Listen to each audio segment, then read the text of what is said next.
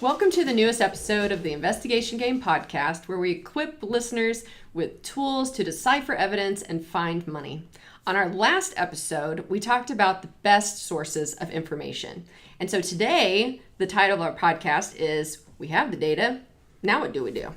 So today I have with me Felix Hutchins. Felix works with Workman Forensics as a data analyst, and Felix has over 16 years of experience as an IT auditor. He's a certified fraud examiner. He is a certified internal auditor and also, I'll have to read this one, certified information systems auditor. And small world, because he's also an Oral Roberts University grad, same as myself. And he has experience for creating tests and scripts related to data and identifying potential fraud for a Fortune 500 company. And so he joined Workman Forensics a couple months ago to help us with our data analytics. And man, since you've been here, Felix, you have automated like so many more things and just making us so efficient. We've got people worrying that they're not going to have a job. Well, it's been fun doing it. Good.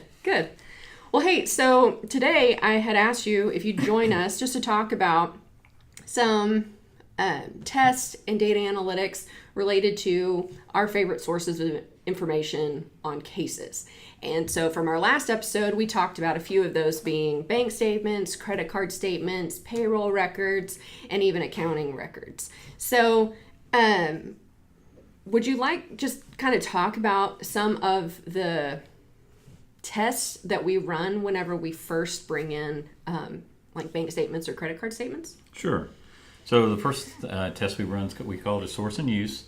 And what it does is it takes a beginning balance for a bank statement or a bank account, and it looks at where did the money come from that came into the account and where did it go. And it lists all the sources of funds and then all the uses of funds. That's the name, source and use. Yeah, pretty clever name. And then on the uses of funds, it shows the different individuals or the different vendors that the money was spent with, how much was spent with them, and the number of times money was spent with them. So you can see, do we spend money with them regularly over this period of time that we're looking at? Was it a one-time large check, et cetera, et cetera? And then it ties it all out so you can see that we have all the source and use because the beginning balance plus the deposits minus the withdrawals equals the ending balance. So that's kind of in a nutshell what that tells us. Yeah, so one of my favorite things on the source and use is how, whether it's under the deposit section, where did money come from, or whether it's under the where did money go section, your payments, there's categories of transfers and wires. Right. And you want to talk a little bit about why that is significant in any investigation? Well, one thing you can help us understand is if there's a bank accounts or credit cards or other sources of places where money went that we aren't aware of, because somebody could be transferring money out of one account that we are aware of into an account that we're not aware of, and then spending it there so that the actual use of the funds doesn't show up in what we're looking at, it shows up in that other account. So then we know we need to go get the transactions for that account as well, so we can really tell where the money went, not just it went into a black hole. Right, black hole. And just like finding other bank accounts, you kind of mentioned, we can also find other credit cards. Absolutely. You know what, one of my favorite, I was actually telling this story at lunch today, but one of my favorite cases of, and this kind of predates you being here with Workman Forensics, but there was a client that each of the partners, there were 4 partners in this business, and each of the partners had a credit card. Let's just say it was with Chase, okay? And then Chase, then the bookkeeper or office manager just opened up a credit card with Chase as well. So she would pay 4 credit card payments to Chase that belonged to the 4 partners, and then she'd just tack on her own. $800,000 loss. Oh, wow. I know. Crazy. So, in a case like that, the question is, how would we have caught this? If I'm trying to remember now, actually, how they caught it. But on an ongoing basis, how do we catch that ahead of time? And one of the ways to do that is kind of by the source and use. And actually, I've written an additional script that actually takes the payments to credit cards and the payments, and then the credit card payments using the credit card statements and matches those to see if there's payments going to credit card that we're not aware of. So we Right. can see the money went out of the bank, but we don't have any statement showing where it went to. Right. And so it would have caught that It would have caught easily. that. Yeah. So being able to compare those statements like that, or even just looking at what are the number of payments we're paying to Chase every month. Right. You know, if we expect 4, why are there 5? Sure. Absolutely. So, kind of another, it doesn't show up on our source and use, but another favorite thing, just kind of as an indicator of odd stuff, is, you know, things we should consider going forward are even dollar payments. Yes. Yes, and we have a thing, it's called the Benford's analysis, which looks for that type of thing. It looks at, you can set it up to look at any part of the payment that you want, the trailing digits or the beginning digits. And in this case, it would be the trailing digits because Right. we're looking for even dollar payments. And it will highlight those and tell you if you have more than it's expecting, and it can actually group them and make it where you can just click into it and see what all those even dollar payments are. So you can then so it pulls them out and makes it where it's easy to analyze them because it puts them all in one place so you can click into it and see them. Right. And although we're working to kind of automate these tests where they happen automatically for our clients, we use IDEA by Caseware that has Benford's built in that allows us Right. to use that feature. And so we can then just pull out of our data set, which are our bank transactions or our credit card transactions, pull out everything that ends in 00. Because, you know, if you're going to steal money, you're going to write a check for $523.23 or $500. Probably $500. Right. Or 50,000 or Yeah, we found it over time that people who do thefts get lazy and they don't want to go to the trouble to come up with a unique number every time, so they just write themselves a check for 10,000 or whatever. Right. And it gets the money to them without them having to think of some unique amount every time. Right. So yeah, Benford usually will highlight that type of thing. Right. Yep.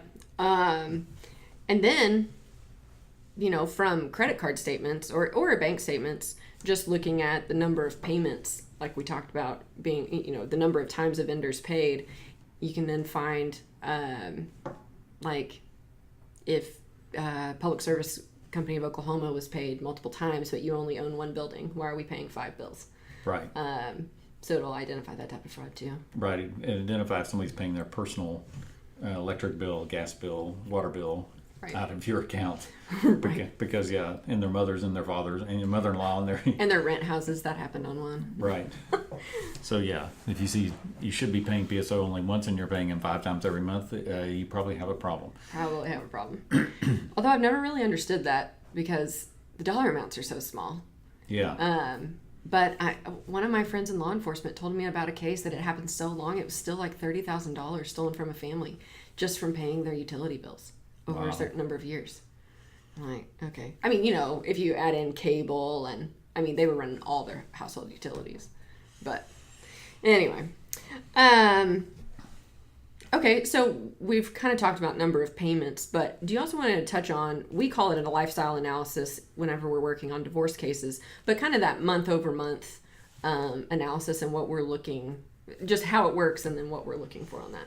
Okay, so when a month over month analysis, we outline the money that goes out every month, and in a divorce case, we might be looking. Somebody might be claiming they don't make very much money, like they only make $20,000 a month, or excuse me, a year. A year, yeah, 20,000 would be pretty good. Yeah, but then we see that they're spending, say, $5,000 a month or $10,000 a month, but they're claiming they only make $3,000 or $4,000 a month.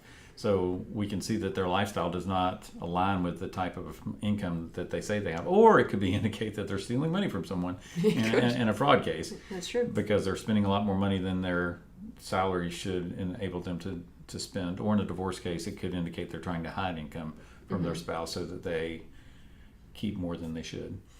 Yeah, I've got to insert one of my stories here, but Okay. we had a child support case that this person was in the service business, and claimed he made about kind of what you just said, $20,000 a year. So we performed this month over month analysis based on bank statements. So we're just looking at cash. I don't care what he's financed, just cash. How much was he spending every year? He was spending $100,000 a year. Wow, 20,000 income. Right, 20,000 income is what was being reported to the IRS. So, data's so powerful, right? It I is, love data. absolutely. The story is in the data for sure. Yeah. And also this lifestyle analysis helps with that. How many times a month are you paying a Cox bill or cable bill or Right. It could electric bill? Right, in a divorce case, it could highlight the fact he's paying expenses for another woman other than his wife. That's true. That is true. Because he's paying his mortgage payment and a rent payment as well. He's paying his PSO bill and another PSO bill. His wife's car payment and another car payment. Right. That's a good. Yeah, you're right. It would.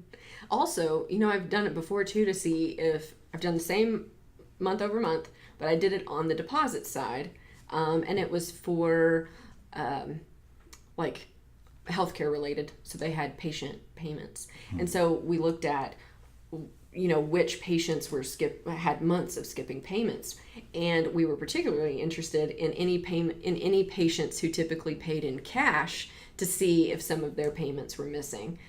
So maybe they I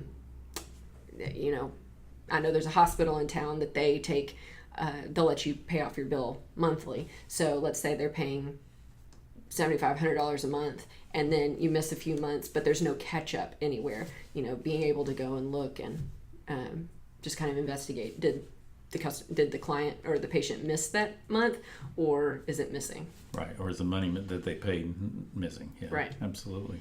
And data analytics doesn't immediately identify fraud. It just gives us indicators. Right, helps us know where to look to see what's as it should be and what is as it is unexpected. Right. Okay, so let's kind of shift over to payroll, because that's another area that we talked about, getting payroll records. Gosh, there are so many tests you could do in payroll. Absolutely. And, we'll talk about one, just kind of identifying some trends, but do you also just kind of want to hit on some of the different schemes in payroll? Well, one scheme is called a ghost employee scheme, and in this scheme, what you do is if you have access to the payroll system, you go in and add an additional employee that isn't real, and then if you have direct deposit, you have those funds deposited in your account. So every payday, you not only get your normal paycheck, you get additional paycheck or paychecks because of this ghost employee. Yep. Or another thing is if someone, one that we encountered recently is someone was paying contractors through direct deposit, and the contractor closed the one account, and they just transferred those funds to their account. So that money still was going out the same as it was before, but it was no longer going to the contractor, it was going to their account. Yep. So those are a couple of ways that you can take money in payroll. Obviously, you could then let payroll run, and then after the payroll runs, you could go in and manually modify your check amount and pay yourself more than you should be. You can modify your actual pay rate. If no one's watching, let's say I'm supposed to be making $75,000 a year, I change my pay to $150,000 a year. Yep. And then right after the payroll runs, I go back in and change it back. So if my boss looks, he says, yeah, your pay rate's just exactly what it should be. And if he's not monitoring each payroll to make sure more money's not going out the door than what should be, he'd never know the difference. Yep. Because my pay says it's, or looking at some sort of audit trail, that always would catch you too if you have auditing turned on. Right. But so one of my first cases that I worked whenever I started working in forensics was a payroll case, and they had always paid payroll with checks, and it was a local company. All the employees except for one lived in Oklahoma, and so this one employee that didn't live in Oklahoma was kind of tired of waiting on his check and so forth, and so they told the office manager, go ahead and send his, let's set up direct deposit. And so they set it up through QuickBooks, set up his direct deposit, but everybody else was still getting paid checks. And so the owner every week would, or whenever they got paid, would sign the checks. And anyway, they ran into a cash flow problem, and whenever they did that, they started looking into a few things, and they discovered that the office manager had added herself while she was creating this out-of-state employees direct deposit. She also added her own account as a direct deposit. Okay. And so if she made $1,000 every pay period, her check still got signed by the owner. Then she just sent herself another $1,000 on top of that through direct deposit. All right. It was at least $90,000, $100,000. Wow. Yeah. So, which kind of goes to a point we were talking about this morning, that I have the personal belief that fraud cannot be 100% prevented. Right. You just have to have some detection things in place so that if it happens, you're aware of it sooner rather than later. Right. Because catching $1,000 overpayment or a couple months of overpayment is a lot better than 6 years. Oh, wow. Do you know For that sure. most of the cases that we've worked at Workman, the Association of Certified Fraud Examiners says that the median life of a scheme is 18 months. I have only had a couple that were less than 4 years. Wow. So you can steal a lot of money over 4 years. Absolutely. And typically people get more and more bold as they steal money, and the longer they steal money, the more they steal per theft. Yep. So if you can catch it sooner rather than later, you're definitely going to be dollars in the bank. Absolutely. And at a certain point, what area or category of cash are employees stealing? At a certain point, they're stealing profit. And so Oh, absolutely. most of the time people notice that, or especially small businesses notice, oh my goodness, we're being stolen from because our cash, something's weird with cash. I should have been tracking over the last 8.5 years how many people call us and say, my cash just looks weird. Something's weird with my cash. I don't have any cash. Sales are fine. My expenses are normal, but for some reason I don't have any cash. And that's usually the indicator. But if they're stealing profit, that would make sense. You don't have cash flow. Right. Absolutely. So let's talk about the payroll analysis. Just like one of the most basic tests, if you just want to see, if a listener wants to see, a business owner wants to see, is somebody doing something weird in payroll? Okay. So we have a spreadsheet that you can enter your paychecks for each of your employees and the amount and the payroll time frame or payroll date. And then you hit F9.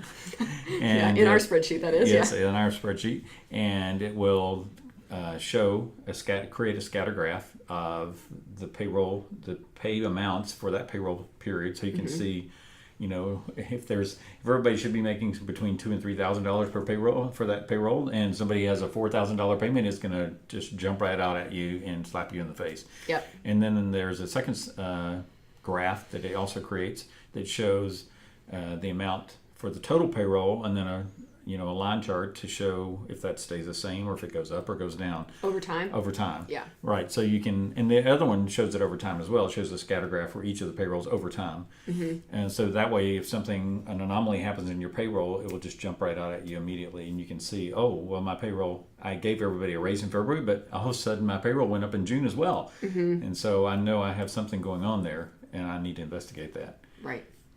Yeah. It's super, super simple. Absolutely. It is very simple, but it also gives you some information that can be very valuable if somebody's trying to steal from you through payroll. Right. So you don't have to, what I like about this test is that you don't have to be a data sleuth, data guru, IT person to run this. Absolutely not. Yeah. Just copy and paste from your payroll reports. Right. Drop it in this spreadsheet and it'll show you in a graph what's going on. Right. Absolutely. Right. So one of the cool things that we're going to be posting for everyone is that based on what we've talked about today, you're actually going to be posting some short little videos showing what this would look like in Excel, or actually the payroll analysis we just talked about with the graphs, that's actually going to be available for download. So, but you'll have your videos and show them kind of, what are we talking about whenever we say source and use or lifestyle analysis.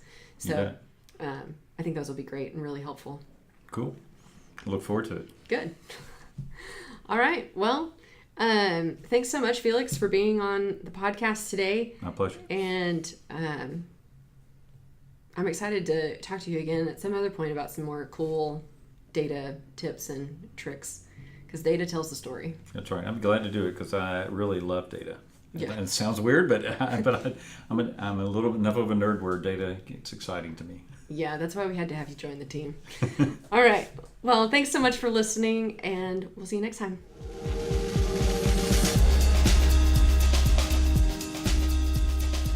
Thank you for listening to today's episode of the Investigation Game podcast. Make sure to follow us on social media so that you can see all the videos and the analytics tools that we've discussed today.